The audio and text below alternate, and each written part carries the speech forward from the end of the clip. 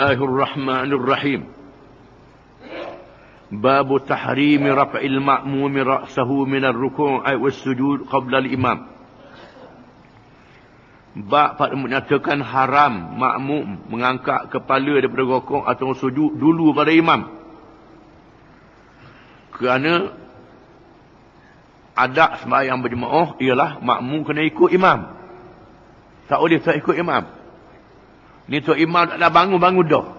Sebaik, je ni, apa lagu ni? Ini tak boleh, Nabi larang. Hadis yang pertama, an Abi Hurairah radhiyallahu anhu. An-Nabiy sallallahu alaihi wasallam qala, amma yakhsha ahadukum idza rafa'a ra'sahu qabla al-imam an yaj'ala Allahu ra'sahu ra'sa himarin aw yaj'ala Allahu suratahu surata himarin. Muttafaqun alaih. Dari Abi Hurairah radhiyallahu an, bahawa Nabi SAW bersabda, adakah tidak takut seseorang kamu apabila dia mengangkat kepalanya sebelum imam, nanti Allah menjadikan kepalanya kepala himar, kepala keldai, atau menjadikan rupanya rupa keldai. Hadis riwayat Bukhari dan Muslim. Ada ulama menafsirkan jadi kepala keldai sungguh. Ada ulama ini yang wajarnya menafsirkan bodoh macam keldai. Di mana orang yang saja-saja bangun dulu baru tak imam. Bangun daripada sujud dulu baru tak imam. Ini orang bodoh macam himar, macam keldai.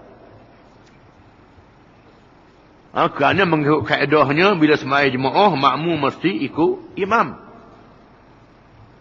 Bahkan dalam perkara yang sunat, kalau imam tak buat, kita kena ikut imam. Contohnya macam tahiyat awal. Itu sunat ab'ad dalam mazhab Syafi'i. Qunut sunat ab'ad dalam mazhab Syafi'i. Bila imam tak buat, kita ikutlah imam. Imam sujud sahwi, kita sujud sahwi.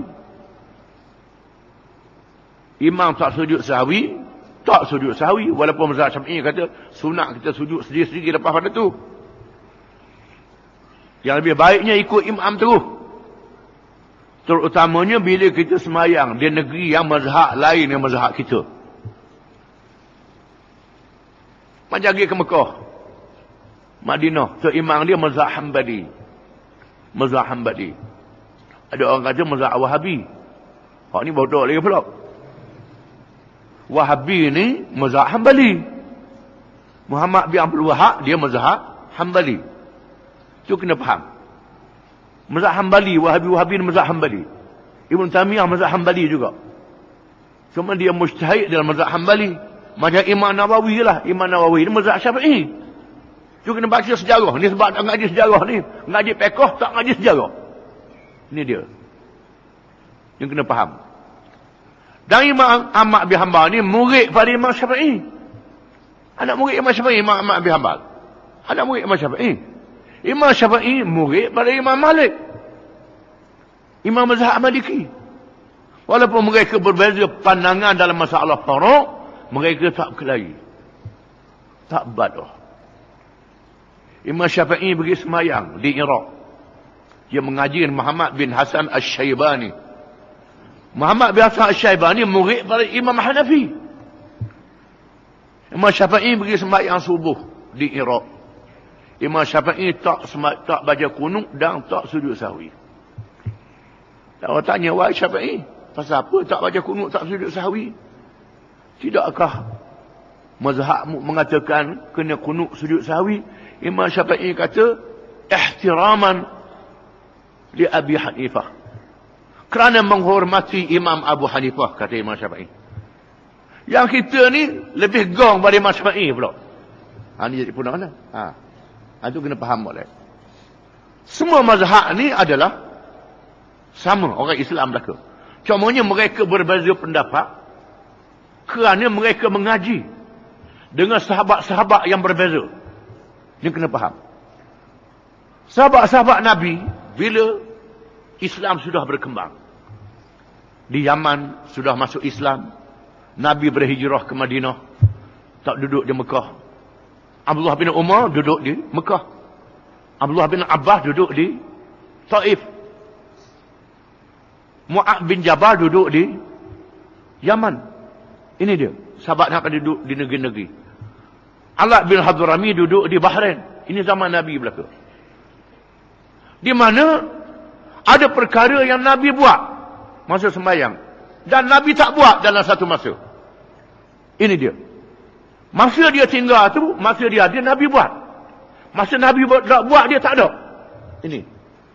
Apa yang Nabi buat tak buat ni menunjukkan perkara tu sunat, bukannya wajib.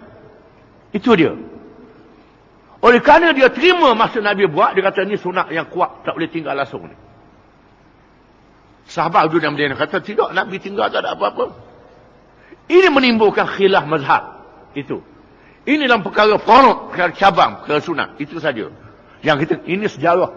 Sejarah mengapa banyaknya mazhab ini. Benda yang sunat, benda yang boleh buat, dan benda yang boleh tinggal. Itu jadi khilaf pada ulama.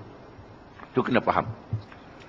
Kadang-kadang benda yang khilaf yang tidak merosakkan makna. Makna tak rosak. Macam Fatihah ada Bismillahirrahmanirrahim. Ada mengatakan Nabi baca perlahan. Ada kata dia dengar Nabi baca. Yang kata Nabi baca perlahan, Bismillah ni sunat. Bukannya wajib. Yang kata dia dengar Nabi baca, ini Bismillah ni wajib. Tak boleh tinggal. Kalau tinggal jadi tak sah sembahyang. Sampai begitu benar. Walaupun demikian Imam Syafi'i sembahyang belakang Imam Malik tak baca Bismillah. Dia tak sembahyang mula. Kita ni jadi sembahyang mula macam mana ni? Tak kena. Tak kena sebut sikit huruf-huruf tu, terus sembahyang mula. Ini kerana pengarang kitab-kitab mazhab yang kemudian para imam-imam ni, setengah pengarang-pengarang tu dia karang dengan fanatik dia. Ini ada setengah pengarang kitab tu yang kita terpengaruh dengan pengarang-pengarang kitab yang dia tak baca sejarah, dia mengarang kitab. Ini jadi masalah. Ini yang mencelarukan di antara orang Islam kerana tak faham sejarah mazhab. Dalam bab ini Nabi kata dalam bab rukuk sujud. Ini jelaslah, jangan dulu. Ini semua mazhab. Itu adab semayang. Makmum kena ikut imam. Kalau imam salah, kata subhanallah dalam perkara rukuk. Dia salah baca Quran, betul ayat Quran. Itu tak jadi salah. Betul ayat Quran. Salah yang tidak membatalkan semayang ikut. Salah yang membatalkan semayang niat mubarakah. Tengok semayang bunyi tu imam ketub. Mayang jadi tu imam macam. Tu tak boleh lah tu. Itu semua mazhab. Tak boleh. Air semayang dah hilang. Itu dia. Ada tempat-tempat yang kita kena faham. Babu karahati wad'al yadi 'ala al-khasirati bis salah. An Abi Hurairah radhiyallahu anhu bab menyatakan makruh meletakkan tangan di atas pusat ketika sembahyang. Letak tangan kat pusat. Di tengah-tengah. An Abi Hurairah radhiyallahu anhu anna Rasulullah sallallahu alaihi wasallam naha 'anil khasri fi shalah, muttafaqun alaih. Dari Abi Hurairah radhiyallahu anhu bahawa Rasulullah SAW melarang daripada meletakkan tangan di pusat ketika sembahyang. Hadis riwayat Bukhari Muslim. Di mana tegahan yang pertama tegahan haram. Dulu bangun rokok, sujud, bangun dulu bertaimang itu haram. Tapi tak batal sembahyang, tak batal lagi. Haram. Tak baik. Yang kedua ni larangan makruh. An-nahyu lil karaha. Makruh meletakkan tangan di atas pusat.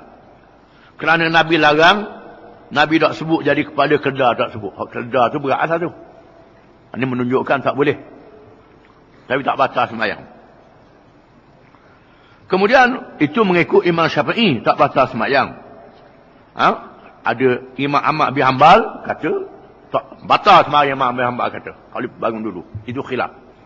Syafi'i kalau lajak sampai 2 rukun itu tak boleh. Kalau 1 rukun saja tak batal lagi, dosa saja. Itu khilaf pula. Yang kedua ni letak tangan atas pusat, ini makruh. Kecuali kerana sakit perut. Tak apalah. Tak jadi sadah lah. Tak jadi makruh. Dengan sebab sakit.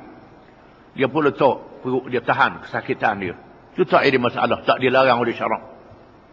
Tak sabar batas semayang. Macam tengah-tengah semayang, batuk. Baca Fatihah jadi putus. Tak batal. Kerana sebab uzur. Datang secara darurat yang terpaksa. Bila terpaksa, Allah Ta'ala memaafkan. Babu karahatis salah bihadratit ta'am. Wa nafsuhu tatawaqqa ilahi aw ma'a mudafa'atil akhbatain. Wahuma al-baul wal-ghaid. Bab pada menyatakan makruh semayang dengan ada makanan di hadapan. Dan sama juga ketika menahan daripada buang air kecil dan air besar. Berasa nak buang air kecil, air besar.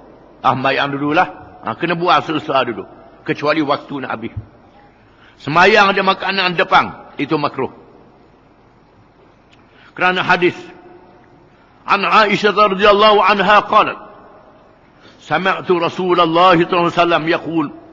La salata bihadrati ta'amin. Wala wahwa yudafi'uhu al-akhbathan. Rawahu Muslim. Dari Aisyah radhiyallahu anha.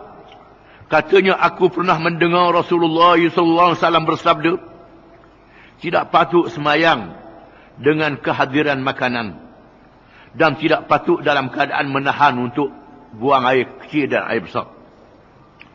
Kerana dua-dua perkara ni boleh menghilangkan khusyuk. Dan sebab itu, bila sudah makanan dihidangkan, makan dulu. Makan dulu. Bila makanan dah dihidang, makanan dah masuk, dah bau dah. Makan dulu.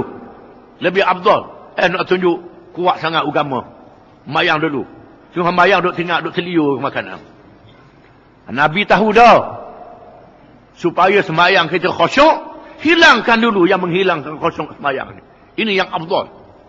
Jangan nak tunjuk, mayang dululah. Makanan dah ada dah. Saya katalah tak apalah, tak tahan, tak liur. Tak. Tuhan tahu Nabi tahu. Dan saya katalah. Dan sebab itu, Nabi ajar kita suruh makan dulu. Kita baru setuju makan dulu, sudah boleh dah. Kalau ada makanan, makan dulu. Begitu juga, bila nak buang air, kita kena buang air dulu. Selesai. Barulah kita semayang.